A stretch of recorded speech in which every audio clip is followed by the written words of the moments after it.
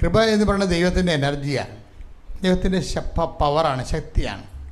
അപ്പോൾ 2 Corinthians 12:9 കൃപ ദൈവത്തിൻ്റെ ശക്തിയാണെന്ന്.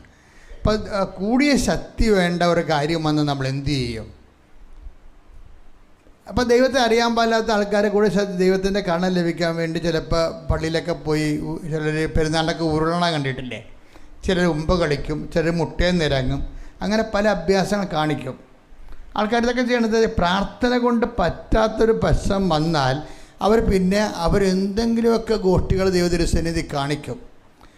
എന്നാലും കുറച്ച് കാര്യങ്ങളൊക്കെ ഓക്കെ ആകും, കാരണം ദൈവത്തിൻ്റെ കാരണം. പക്ഷേ ഈ വ്യക്തിയും ദൈവവുമായിട്ട് ബന്ധമില്ലാത്ത കാരണം ഇവൻ ഉരുണ്ടച്ചും പിന്നീട് മണ്ണ് മാന്തി സ്മോൾ അടിച്ചുകൊണ്ട് എന്നെ കാണാം. ഈ ഉരുള ആൾക്കാരൊന്നും നോക്കിയാൽ എല്ലാവരും ഒന്നും ഞാൻ പറയണില്ല. ഈ തീർത്ഥയാത്ര നിങ്ങൾ പലപ്പോഴും വിനോദയാത്രയാക്കുന്നുണ്ട്. തീർത്ഥയാത്ര വിനോദയാത്രയാക്കുന്നവർ ചെയ്യണ പരിപാടി എന്ന് വെച്ച് കഴിഞ്ഞാൽ, അതായത് നിങ്ങൾ സാധാരണ ഒരു കോമൺ മാൻ കുറച്ചുകൂടി മുഴുത്ത പാപിയായിട്ട് മാറുകയുള്ളൂ. എന്താ കാര്യം? നിങ്ങൾ ദൈവസന്നിധാനത്തിലേക്കുള്ള യാത്രയാണ് മദ്യപിക്കാനും വേറെ പല ചുറ്റിക്കളിയുണ്ട് അതിനു വേണ്ടി ഉപയോഗിച്ചിരിക്കുന്നത്. അത് ചെകുത്താൻ പോലും ചെയ്യാത്ത പരിപാടിയാണ് നിങ്ങൾ ചെയ്തിരിക്കുന്നത്. അപ്പോൾ വെളുക്കാൻ തേക്കണ ഇപ്പോൾ പാണ്ടായിരിക്കണം പല ഞാനൊരു മനുഷ്യനോട് പറഞ്ഞു, നിങ്ങളൊരു ബിസിനസ് യാത്രയാണ് നടത്തുന്നത് വെള്ളാങ്കണ്ണിലേക്ക്. എന്താ കാര്യം? നിങ്ങൾ ഇവിടുന്ന് അവിടം വരെ ബിസിനസ് സംസാരിക്കുന്നു, അവിടെ ചെന്ന് മാതാവിനോട് ബിസിനസ് സംസാരിക്കുന്നു, തിരിച്ചു വരുമ്പോൾ ബിസിനസ് സംസാരിക്കുന്നു. എന്ത് പറ്റി? ആളെ വല്ല മാറ്റമുണ്ട്? തീർത്ഥയാത്ര വിനോദയാത്രയും കച്ചവട യാത്രയും ആക്കി മാറ്റുമ്പോൾ ദൈവത്തിനെ നമ്മൾ ദൈവസന്നിധാനങ്ങളെ നമ്മൾ ദുർവിനിയോഗിക്കുകയാണ് ചെയ്യണത്. ദൈവസന്നിധാനങ്ങൾ ദുർവിനിയോഗിച്ച് കുറച്ച് കഴിയുമ്പോൾ നമുക്ക് ചികടിപ്പുണ്ടാവും. എല്ലാം സ്വാഭാവികമായിട്ട് തോന്നും, പക്ഷേ എല്ലാം അസ്വാഭാവികമായിരിക്കും ചെയ്യണതെല്ലാം. അങ്ങനെ കുറച്ച് കഴിയുമ്പോൾ നിങ്ങളുടെ കൃപ ഡൗൺലോഡ് തെറ്റി കുറഞ്ഞു വരും. അപ്പോൾ അതുകൊണ്ട് എപ്പോഴും നമ്മൾ ശ്രദ്ധിക്കേണ്ട ഒരു വിഷയം, എപ്പോഴും ഉടമ്പടി വരുമ്പോൾ ഇതൊരു തീർത്ഥയാത്രയുമല്ല വിനോദയാത്രയുമല്ല, മറിച്ച് എന്താണ്?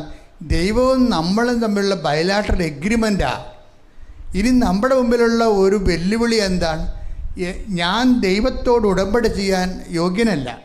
പിന്നെ എളിമയോടെ ഞാൻ എന്തു ചെയ്യും? ഞാൻ ഉടമ്പടി ചെയ്തതിന് ശേഷം ഉടമ്പടി നൽകുന്ന ചില നിയമങ്ങളും നിബന്ധനകളും ഉപയോഗിച്ചുകൊണ്ട് ഞാൻ കോമ്പറ്റൻ്റ് പാർട്ട്ണറാകാൻ വേണ്ടി ഞാൻ പരിശ്രമിക്കും. ദൈവത്തോട് ഉടമ്പടി ചെയ്യാൻ പറ്റിയ യോഗ്യമായ പങ്കാളിയാകാൻ വേണ്ടി ദൈവത്തിന് എല്ലാ മേഖലകളിലും ഞാൻ രോഗികളെ പോയി കാണും. കാരണം എന്താണ്? ഞാൻ രോഗികളെ കാണാൻ കാരണം കർത്താവ് പറഞ്ഞിട്ടുണ്ട്, ഞാൻ രോഗിയായിരുന്നു, നിങ്ങൾ എന്നെ സന്ദർശിച്ചു. അപ്പോൾ എന്താ പ്രശ്നം വെച്ചാൽ എനിക്ക് വിശന്നു, നിങ്ങളെനിക്ക് ഭക്ഷണം തന്നു, എനിക്ക് ദാഹിച്ചു, നിങ്ങളെനിക്ക്. ഇപ്പോൾ അവിടെയെല്ലാം നിങ്ങൾ എനിക്കെന്ന് പറഞ്ഞിരിക്കുന്ന കാരണം നമ്മുടെ സാധാരണ ഇപ്പോൾ റോട്ടറി ക്ലബ്ബുകൾ, ലയൺസ് ക്ലബ്ബുകൾ, നമ്മുടെ നാട്ടിൻപുറത്തുള്ള ഒത്തിരിയേറെ സന്നദ്ധ സംഘടനകളൊക്കെ ചെയ്യുന്ന ജോലിയാണിത്. പക്ഷേ ഒരു പ്രശ്നമുണ്ട്. അതായത് നമ്മുടെ സാധാരണ ജോലിയും സൽപ്രവൃത്തിയും കൃപാവര പ്രവൃത്തിയും തമ്മിൽ വ്യത്യാസമുണ്ട്. സൽപ്രവൃത്തികളെന്ന് പറഞ്ഞാൽ മനുഷ്യനായിരിക്കുമ്പോൾ മനുഷ്യനും ഈ പ്രപഞ്ചത്തിനും വേണ്ടി ചെയ്യണ നിലനിൽപ്പിൻ്റെ ആനുകൂല്യങ്ങളായി ചെയ്യണ സ്വാഭാവികമായ മനുഷ്യപ്രകൃതിയിൽ നിന്നുള്ള പ്രവർത്തനങ്ങളാണ്. മനുഷ്യപ്രകൃതിയിൽ നിന്നുള്ള മനുഷ്യോചിതമായ മാനവിക പ്രവർത്തനങ്ങളെ സൽപ്രവൃത്തികളെന്ന് വിളിക്കുന്നു. പക്ഷേ ഒരു ഉടമ്പടി പേഴ്സണിൽ നിന്ന് അതല്ല ഉദ്ദേശിക്കുന്നത്, സൽപ്രവൃത്തി അല്ല. പിന്നെന്താണ്? കൃപാവര പ്രവൃത്തിയാണ് ഉദ്ദേശിക്കുന്നത്. അപ്പോൾ സൽപ്രവൃത്തികൾ എന്താണ്, കൃപാവര പ്രവൃത്തികൾ എന്താണ് ചെയ്യുന്നവന് ബോധം ഉണ്ടാകണം. ഇപ്പോൾ ഒരു രോഗികളെ കണ്ടു കഴിഞ്ഞാൽ നമുക്ക് വേണമെങ്കിൽ ബേഴ്സറിയിൽ നിന്നൊരു 500 രൂപ കൊടുക്കാം, ഒരു കുഴപ്പമില്ല. അത് കള്ളപ്പണമാകാതിരിക്കാൻ നോക്കണം, ടാക്സ് വെട്ടിച്ച കാശാകാതിരിക്കാൻ നോക്കണം, നിൻ്റെ അധ്വാനത്തിൻ്റെ പണമായിരിക്കണം. ആൾക്കാർ 500, 1000, 10,000 കൊടുക്കും. കാര്യം എന്താ? ഇവർ സ്ഥിരം ഗവൺമെൻറ്റിനെയും നാട്ടുകാരെയും പറ്റിക്കുന്ന ആൾക്കാരായിരിക്കും. അതിൽ നിന്ന് നിങ്ങൾ നക്കാപ്പിച്ച കാശ് കൊടുത്തിട്ട് നിങ്ങൾ ആൾ കളിക്കേണ്ട കാര്യമൊന്നുമില്ല. അതൊന്നും കൗണ്ടബിൾ അല്ല ശരിക്കും. അവിടെയാണ് വിഷയം വരണത്. അപ്പോൾ എപ്പോഴും കൊടുക്കുമ്പോൾ ഓർക്കണം, ഇത് ജെനുവിനായിരിക്കണം കൊടുക്കുന്ന കാശ്. ഇപ്പോൾ ഒരു സ്ത്രീ എന്തായിട്ടിരിക്കണത്? ഒരു സ്ത്രീയുടെ ഒരു കഥ കർത്താവ് പറയണില്ലേ? എന്താ പറയണത്? മർക്കോസ് 12:44